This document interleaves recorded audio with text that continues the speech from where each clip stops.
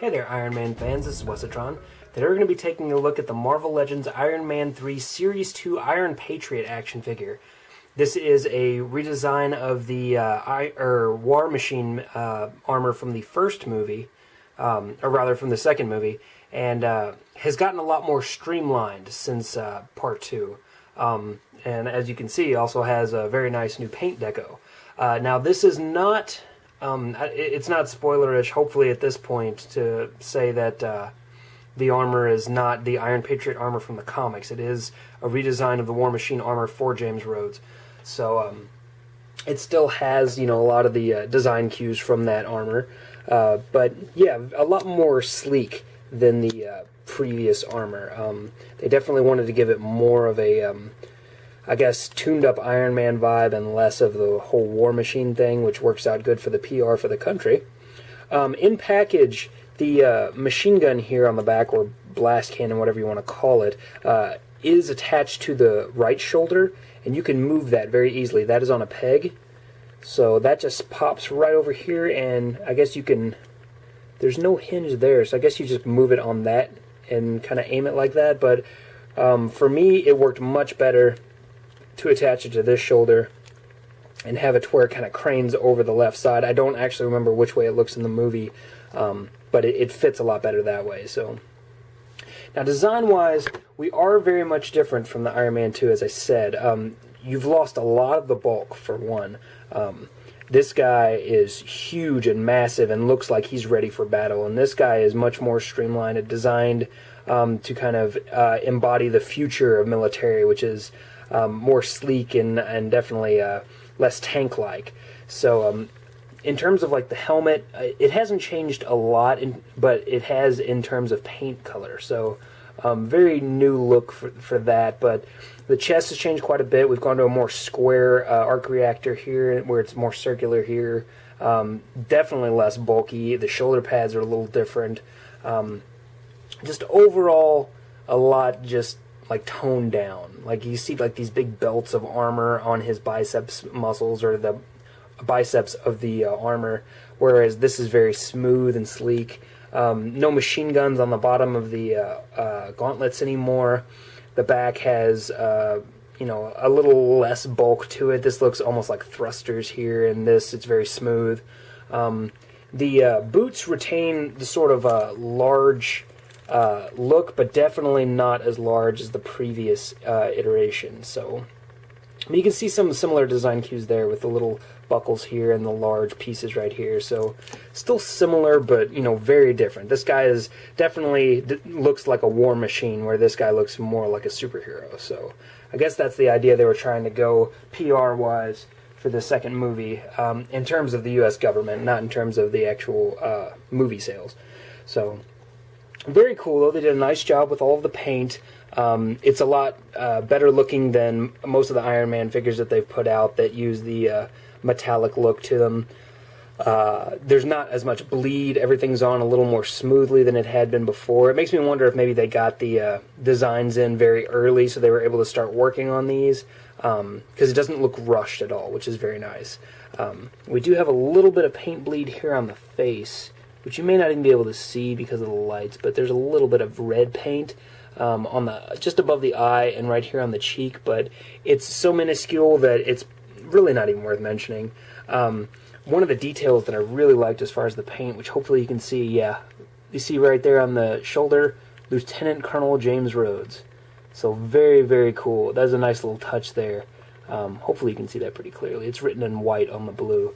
And here on the shoulder we have little FF445, it looks like, maybe. And there's a little star for, I guess, the Air Force there. So very cool overall. They did a really, really nice job with the paint and the design. Everything looks really slick. Everything is segmented and nicely done. The double hinges here in the elbows and on the knees are have that same kind of segmented look, so they look like they're part of the armor and not just joints just tossed in there, which is very cool. I really dig that. Articulation-wise, this guy is pretty similar to the previous one, with a little bit of differences, some good, some bad. We still got the ball-jointed head, so it's got a nice range there on tilt-wise, and of course left and right, but it's also got a hinge on it. so he can look up a little bit, down quite a bit. Unfortunately, the looking up is very limited by the back of the neck here, but with the torso joint, you can definitely get him into nice flying poses, so that still works very nicely. The torso joint is very well done. Forward is pretty hindered because of the design here. Goes back very, very far, and they did paint the underbelly of this so that when you push him back, it doesn't look like it's just empty space that they forgot about. They painted it and made it look really nice. But yeah, forward is extremely limited. It doesn't completely touch here, if you can see that. So you may be able to pop him apart and cut a little plastic out there to make it a little better, but it's certainly not bad, so you wouldn't have to do that. And then the side to side is outstanding, better than a lot of the stuff they've been doing lately, so that's very cool. The shoulder pads are no longer on hinges, or actually his are on hinges. It's just Iron Man, I guess, who's not on hinges anymore. If they're not on hinges, they're at least pretty free floating, so they do move up and out of the way, and then can move back down. So that's pretty cool, but they are a softer plastic, so they won't get in the way of posing, which is very cool. The ball or swivel hinge joints here in the shoulders, you can see just like the elbows, they've got the segmented pattern to make it look like armor, which is still very, very cool. I dig that. So they go out about that far. Forward and back, a little blocked by the shoulder pads, but not bad by any means. Swivels in the biceps muscles, or biceps of the armor, I guess. We've got double hinged elbows. First point gets you about 90 degrees. Second point will get you the ability to touch his shoulder pad, which is very cool. Just awesome articulation there. Swivel hinges in the wrists. Go inwards all the way around. Outwards is blocked by the design of the armor here. You can see it bumps up against the gauntlet, but not bad. Same deal over here. It's going to bump up against the armor. So we've already talked about the mid-torso joint. We've got 90-degree swivel hinges in the hips. So they go forward about that far, very limited by the design of the armor. Again, the design of the leg muscles, I forget what those are called. But they do block up against the hips, so they prevent him, although he does have better motion backwards than Mark 42 Iron Man, so that's pretty nice. And they go out all the way to the side, which is fantastic, great for posing. Swivels in the tops of the thighs, very cool. We've got double hinges in the knees, so point 1 gets you about 90 degrees. Point 2 goes all the way back from there, so very, very cool. Unfortunately, the ankle joints just pretty much suck, at least on mine. Maybe you have better luck than me, but this is a very, very tough plastic here. Very, very tough. It's got some sway to it, but not enough to deal with this.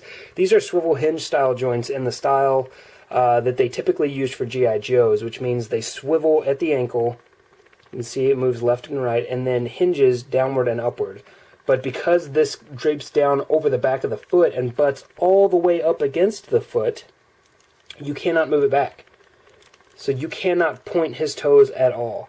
You can only barely move it forward, and that's if you can kind of coerce this front piece up underneath the armor block here. So very disappointing in the ankles. It definitely limits his posing. The ankles for me are kind of one of two of the most important joints on an action figure. So if the ankles can't cut it, that limits your posing 100%. I mean, you can kind of deal with a not ball joint in midsection if he's got a swivel waist, but if he can't stand and balance his weight, then there's not much you can do. So you can kind of fudge a couple things here and there, but pretty much his ankles aren't going to let you do anything. It might actually be worth it just to take a knife and slice off the whole back section of this. Just cut up and over so that you can retain the articulation of the ankles, because otherwise he's not going to be moving.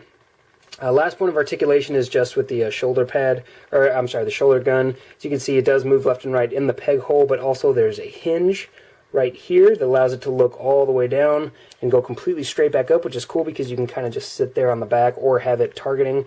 And then, of course, there's a swivel here as well. So very, very cool there. This guy was also $15.99 from Impulse Creations. Great website, nice service and everything. Very quick shipping and cheap shipping. For $15.99, he's definitely still a pretty good buy. He's right in the range of, highly articulated action figures on the store shelves. He's still better, even with the ankles, better articulated than like DCUC. and for a slightly better price. I mean, I think they're up to like $16.50. So he should be hitting retail for about $15. And he also comes with, I believe, one of the arms for Ironmonger. So if you're trying to finish Ironmonger, you have to get him anyway. But he is a solid buy. Very cool action figure. Definitely dig it. If you see him on shelves, go ahead and at least look at him. If you like the paint job, his articulation probably won't disappoint you other than the ankles. So if they could have fixed the ankles on this guy, I probably would have given him a 10. At least a 9, because it is, an outstanding looking action figure, and he's pretty cool. Despite what you think of what the armor looks like, it's still a cool figure. If you wanted to, you could always, pop this head off and put on like a S.H.I.E.L.D. agent's head or something and say it was Norman Osborn. I've seen some people do that, so you definitely have that option, if you have, of course, the S.H.I.E.L.D. agents. But cool action figure, a little disappointed in the ankles, but that's really all the problem I have. If you want to see his Build-A-Figure piece, I will be showing off the Ironmonger figure in his own review, so stay tuned for that. If you have any questions or comments, throw them down in the box below. I'll be glad to answer them for you. Yeah, thanks guys for tuning in. Thanks to all the subscribers. And if you need anything, let me know. Have a nice day. Talk to you later, guys. Bye.